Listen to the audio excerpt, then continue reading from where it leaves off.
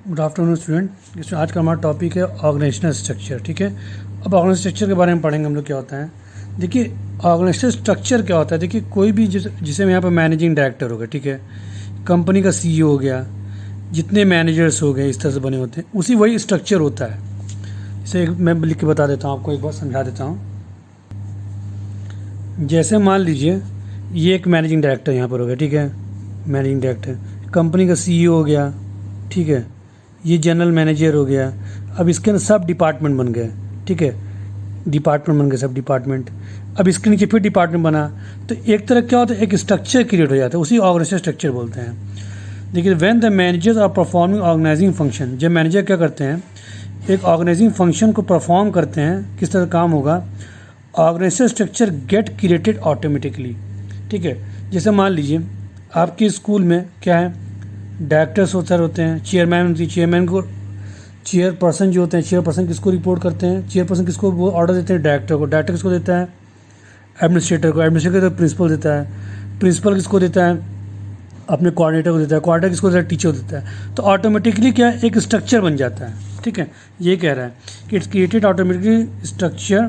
ठीक है, और structure get created automatically which defines the job positions. ठीक है, इसमें क्या बन जाता है, जॉब पोजीशन बन जाता है, डेवलप हो जाता है, the authority and responsibility of different employees.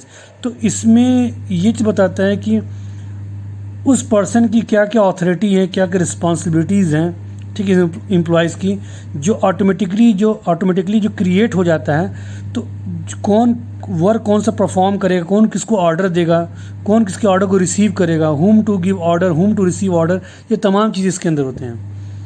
Organisation structure can be defined network of job position, जो कि हमने बताया ना कि ये क्या एक तरह का नेटवर्क बन जाता है।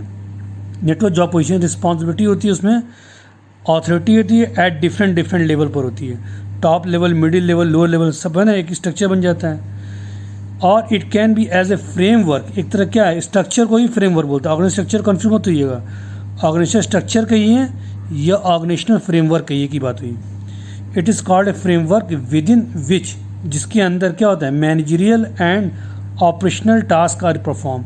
उसके अंदर तमाम मैनेजर लोग काम करते हैं, वर्कर्स काम करते हैं, और जो भी ऑपरेशनल वर्क होता है, वर्कर्स जो काम करते हैं, ये तमाम इसमें होता है। It specify the relationship between people, एक तो स्ट्रक्चर, ऑर्गेनाइजेशन स्ट्रक्चर क्या डेवलप करता है कि रिलेशन बताता है कि पीपुल का क्या वर्क है, work and resources, span of management give shape to organization structure, एक तरह क्या देता है, ऑर्गेनाइजेशनल स्ट्रक्चर देता है। ठीक है, अब लोग पढ़ेंगे। देखिए, स्पैन ऑफ कंट्रोल क्या होता है। देखिए, इसमें एक स्पैन ऑफ कंट्रोल दो तरीके से होता है। एक नैरो स्पैन होता है, ठीक है, जिसको हम टाल स्ट्रक्चर बोलते हैं। एक वाइड स्पैन होता है जिसको हम बोलते हैं फ्लैट स्ट्रक्चर, जिसको बोलते हैं फ्लैट स्ट्रक्चर बोलते हैं, दो होता है। ठीक है, अब देखिए स्पैन ऑफ मैनेजमेंट होता क्या है। ठीक है, स्पैन ऑफ मैनेजमेंट दो आते हैं, क्या आते हैं, एक हमारा आता है स्टॉल स्ट्रक्चर आता है, एक हमारा क्या आता है, नैरो स्ट्रक्चर, नैरो स्पैन आता है।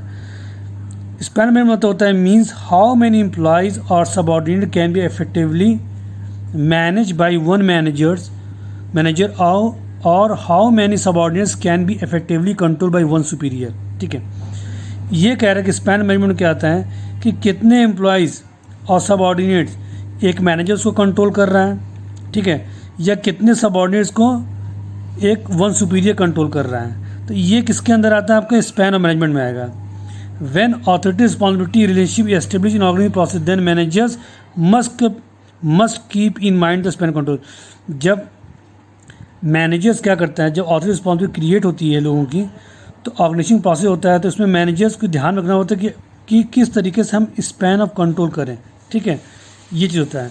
अब इसे मान लीजिए ये क्या नैरो स्पैन हो गया, ठीक है, नैरो स्पैन हो गया, इनके नीचे डिपार्टमेंट हो गया, उनको देख रहे हैं डिपार्टमेंट। जब एक एम्प्लॉय खूब ज़्यादा लोग को देख रहा है तो वो हमारा क्या हो गया, ये आपका हो जाएगा आपका फ्लैट स्ट्रक्चर हो जाएगा, जिसको बोलते हैं हम लोग क्या बोलते हैं, वाइड स्पैन बोलते हैं।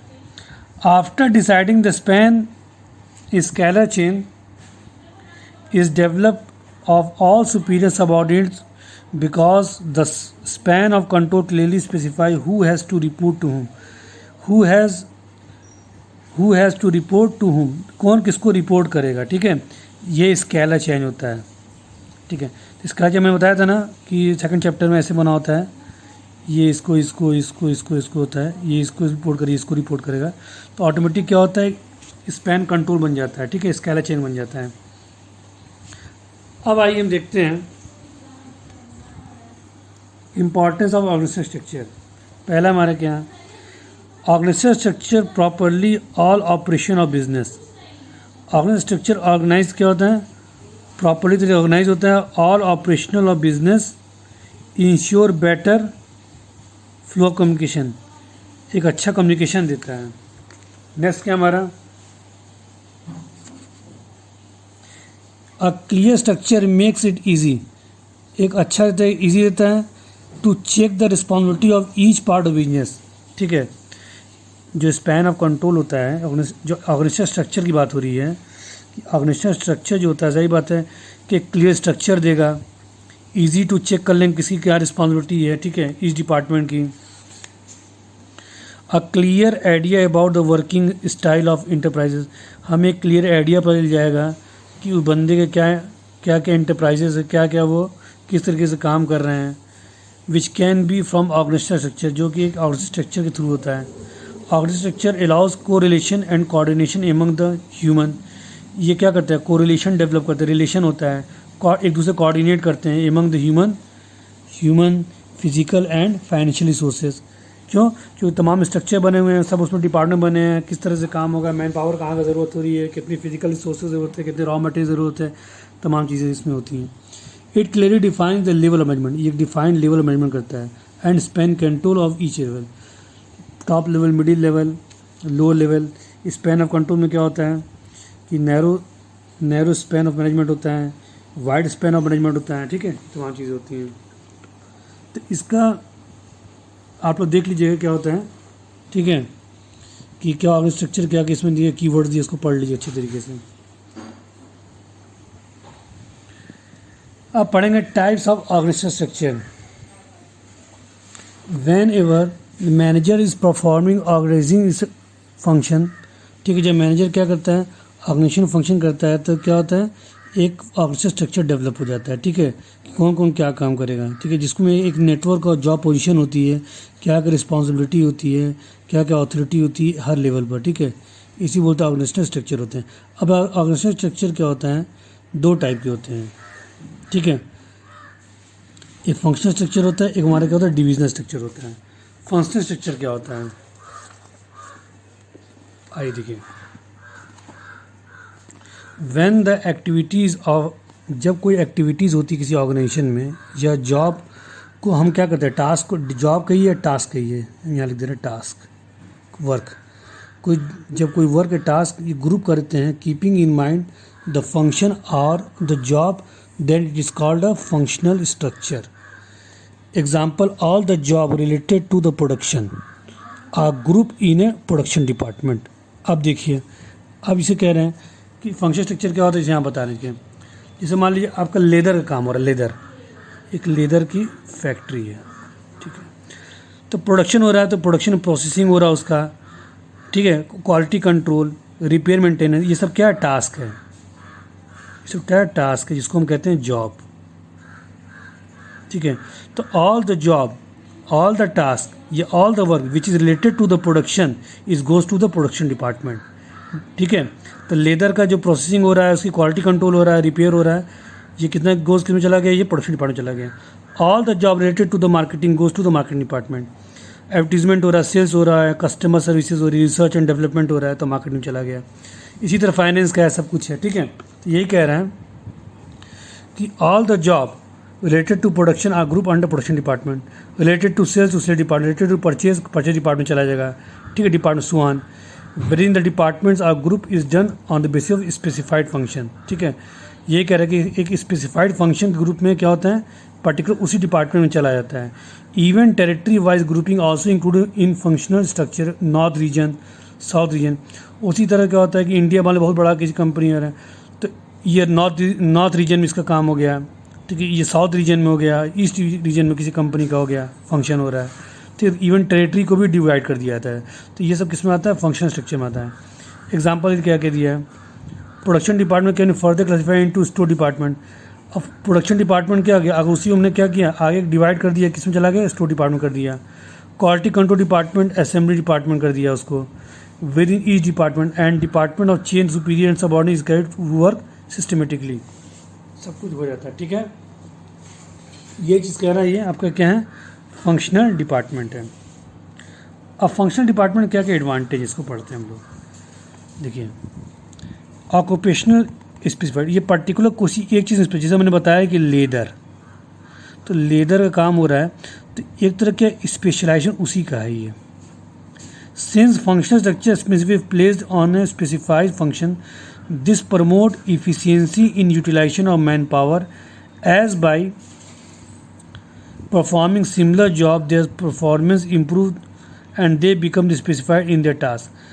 अब लेदर का क्या प्रोडक्शन बन गया, लेदर का सेल्स बन गया, लेदर का मार्केटिंग बन गया, लेदर का मार्केटिंग, लेदर का फाइनेंस, लेदर का परचेज, तो ये क्या एक ऑक्यूपेशनल स्पेशलाइज बंदा हो रहा है।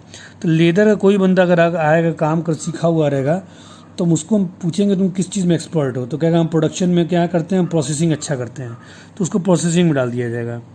कोई बंदा या लेदर कंपनी का मार्केटिंग बहुत अच्छा करता है, उसको मार्केटिंग कर दिया, यही कह रहे हैं कि ऑक्यूपेशनल स्पेशलाइजेशन है। ये क्या करता है कि promote control and coordination with in department, ये अच्छे तरीके से अपने में ही क्या कर लेता है, कंट्रोल कर लेता है। Due to similar activities group is one department, there is easy supervision and better control, ठीक है, ये अच्छे तरीके से हो जाता है। Increases managerial and operational efficiency, इसमें क्या होता है कि मिनिमम कॉस्ट लीड करता है टू इंक्रीज इन प्रॉफिट, ठीक है। Increases managerial and operational efficiency, इसमें ऑपरेशनल एफिशिएंसी इंक्रीज़ होती है, मैनेजर की एफिशिएंसी इंक्रीज़ होती है, क्योंकि बंदा क्या है, लेदर का काम सीखा हो तो वो बंदा उस चीज़ में एक्सपर्ट है, क्योंकि एक ही प्रोडक्ट की बात हो रही यहाँ पर है, उससे रिलेटेड कोई भी जॉब होगा वो पर्टिकुलर डिपार्टमेंट चला जाएगा। It leads minimum duplication of words, इसमें डुप्लीकेशन ही होता है, एक ही वर्क को दो लोग नहीं करते हैं। Result economic of scale and lowering of cost कम पड़ती है। अब जैसे मान लीजिए जो बंदा लेदर का बंदा मार्केटिंग में दे देंगे, ठीक है, ये फ़ायदा रहता है। ईजी एंड इफेक्टिव ट्रेनिंग, इसमें आसान तरीके ट्रेनिंग दे सकते हैं, क्यों, जैसे मान लो कोई बंदा परचेज डिपार्टमेंट उसको नहीं आ रहा है, तो उसको परचेज ट्रेनिंग दे देंगे। मान लो कोई बंदा मार्केटिंग का है लेदर, उसको मार्केटिंग सेलिंग करने नहीं आ रहा, उसको हम ट्रेनिंग दे देंगे। ये तमाम चीज़ें ईजी एंड इफेक्टिव ट्रेनिंग होती है कि as training focus on only limited skill और वन फंक्शन ओनली, ठीक है। ड्यू अटेंशन डिफरेंट फंक्शन, ठीक है, each function gets due attention, हर फंक्शन का अटेंशन होता है अंडर फंक्शनल स्ट्रक्चर। जैसे कि मार्केटिंग का क्या होता है, जैसे कि प्रोडक्शन में क्या हो रहा है, उसी अच्छी तरीके से क्या हो रहा है, उसका अटेंशन हो रहा है। मार्केटिंग का अलग से कर रहे हैं, ठीक है, परचेज़ का अलग हो रहा है, फाइनेंस का अलग है, परचेज डिपार्टमेंट का अलग है, तो सबका क्या स्पेशलाइजेशन हो रहा है, तो अच्छे तरीके से वर्क हो जाता है, ठीक है। अब नेक्स्ट हमारे क्या है, इसका डीमेरिट्स क्या है, places less important to overall objective function. इसमें क्या है कि इसमें डिसएडवांटेज, स्टूडेंट आज के लिए फिलहाल इतना ही, टॉपिक काफ़ी लेंदी हो जाएगा, मेरी वीडियो काफ़ी लंबा पड़ रहा है, तो डिसएडवांटेज हम कल आपको पढ़ाएंगे, ठीक है। Is it clear? Thank you.